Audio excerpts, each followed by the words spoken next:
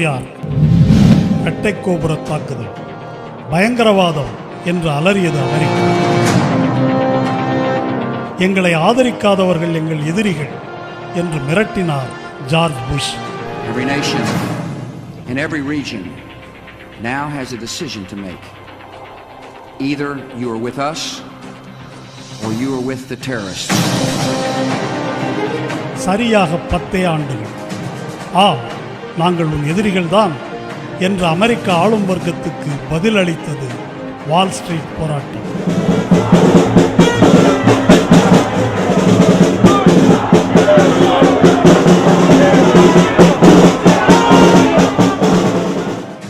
பட்டினி கிடப்போரே, பணக்காரனை தின்று பசியாருங்கள், பறித்து கொண்டோரிடமிருந்து பறிமுதல் செய்வோம். மார்க்ஸ் கூறியது உண்மை உண்மை உண்மை என்று அங்கே முழங்கினார்கள் அமெரிக்க மக்கள். இது வர்க்கப் போர் என்று கூச்சலிட்டார்கள் அமெரிக்க முதலாளிகள். அமெரிக்க நாடாளுமன்றத்தின் மீது மக்கள் வேகமாக நம்பிக்கை இழந்து வருகிறார்கள். இந்த விரக்தியை தடுக்காவிட்டால் தனக்கு பொருத்தமான யதார்த்தத்தை அது உருவாக்கி கொள்ளும் என்று ஆளும் வர்க்கத்தை எச்சரித்தார் உலகின் 3வது பெரிய கோடீஸ்வரன் Warren buffet. A lot of it's very uninformed, but the feeling is real. And there is enough basis in that feeling that we ought to get rid of that basis. 2005ஆம் ஆண்டு டெய்லி மெயில் என்ற British வலதுசாரி பத்திரிகை marks எனும் அரக்கன் என்று தலைப்பிட்டு புலம்பியிருந்தது. காரணம், பிபிசியின் channel 4 நடத்திய கருத்து கணிப்பில் தங்கள் அபிமான சிந்தனையாளராக மார்க்ஸை தேர்ந்தெடுத்திருந்தார்கள் பிரிட்டிஷ் மக்கள்.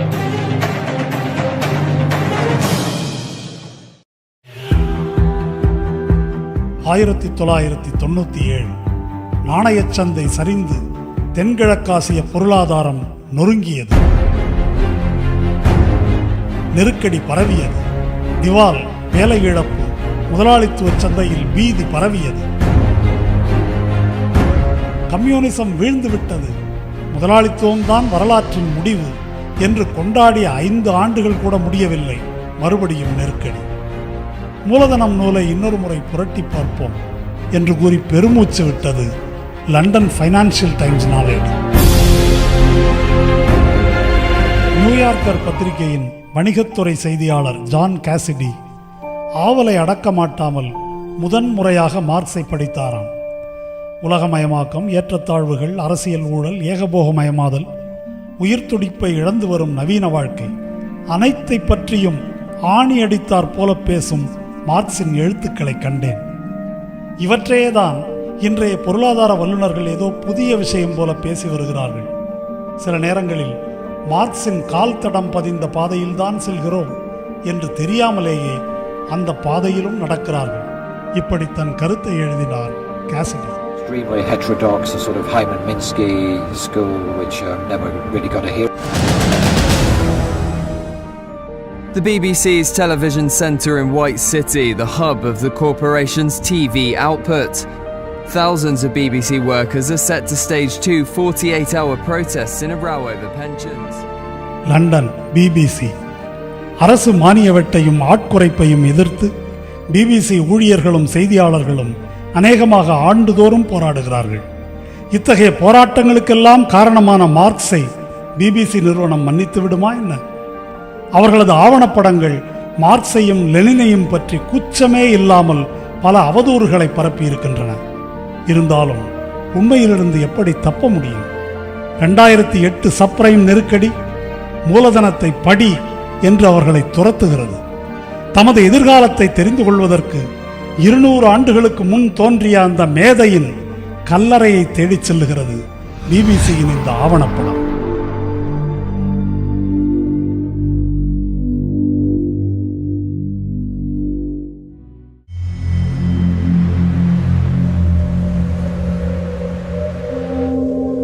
Dover.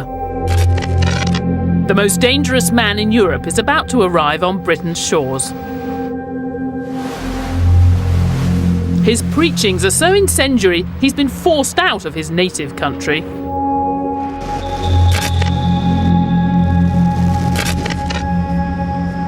Only liberal Britain will tolerate his presence on her soil.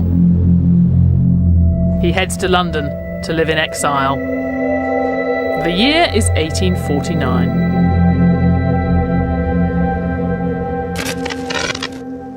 But today that man's writings are still dangerous. They're so radical, so revolutionary, they continue to divide the world. It's been more than 150 years since he started writing about the world. But you know what? If you're looking for an explanation of the global economic crisis, he's a surprisingly good place to start. With everything going so wrong, you have to wonder, is Karl Marx turning out to be right? Most people know Marx as the father of communism. You might be surprised to hear that most of what he wrote was about capitalism. And today his ideas about that are being taken seriously, right at the heart of global business.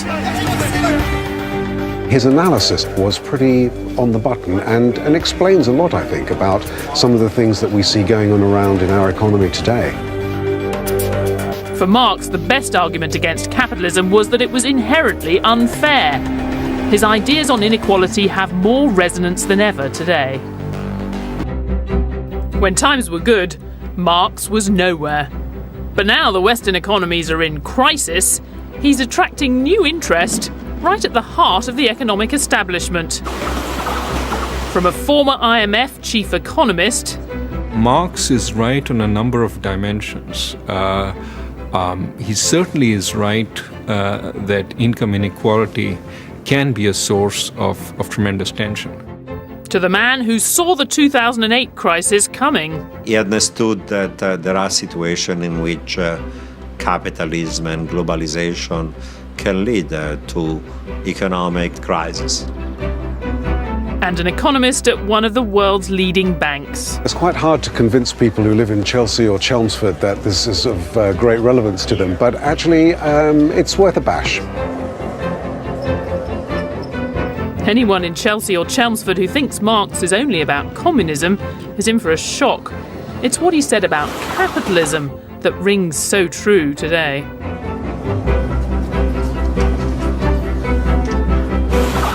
Marx's key insight was that capitalism was inherently unstable. He said we'd lurch from crisis to crisis and society would become increasingly unequal. Marx divided the world into bosses and workers.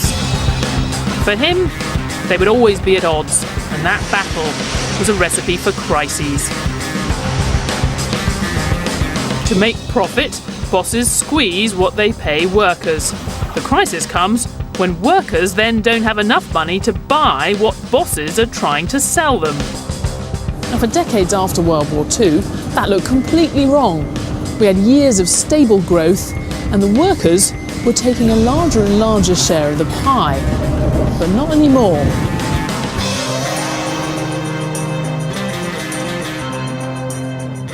Marx would explain this crisis in terms of the fact that ordinary people haven't got enough money to spend. Why haven't they got enough money to spend? Because there's been a big redistribution over the last few decades away from ordinary people towards capital, towards wealth.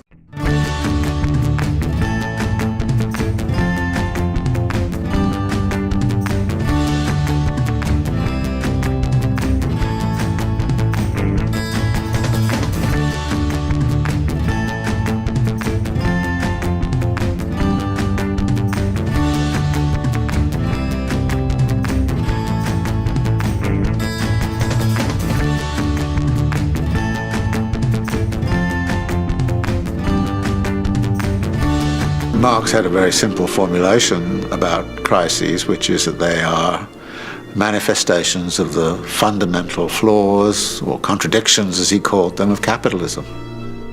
How would Marx have suggested solving the crisis is, of course, by abolishing capitalism. Is capitalism living on borrowed time? Are you taking me? Are you asking me? Sometimes it doesn't feel that far-fetched. Here's why I've been thinking more about Marx. It's because The last few years hasn't felt like an ordinary recession. It hasn't felt like a crisis for one economy or for a group of economies in the West. At times it really has felt like a crisis for the system, for capitalism as we know it. You want a bigger explanation, and no one's ever had a bigger explanation for everything that's happened than Karl Marx.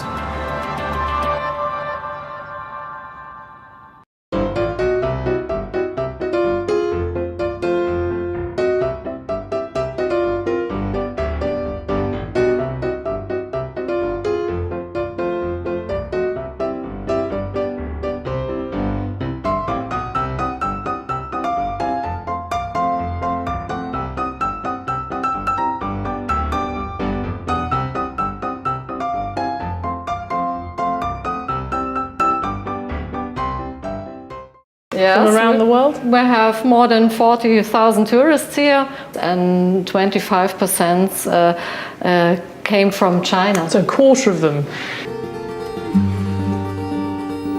The man with the big theory about our world had big dreams right from the start. When he was 17, Marx had to write an essay about picking the right career. He said the best position in life was to serve all of mankind. When he was at university in Berlin, he earned a reputation as a radical thinker. He was full of ideas, he was full of debate, he liked big drinking sessions and then deep philosophical. By the time he was 24, Dr. Marx was a bit of a Renaissance man. He was an expert in law, philosophy, you name it. In fact, the only thing he didn't know much about was economics.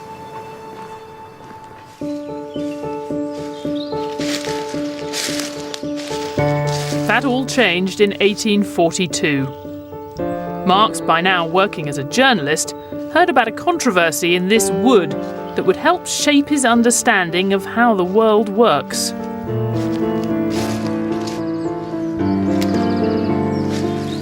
Peasants taking sticks from the forest floor to use as firewood were being prosecuted for theft.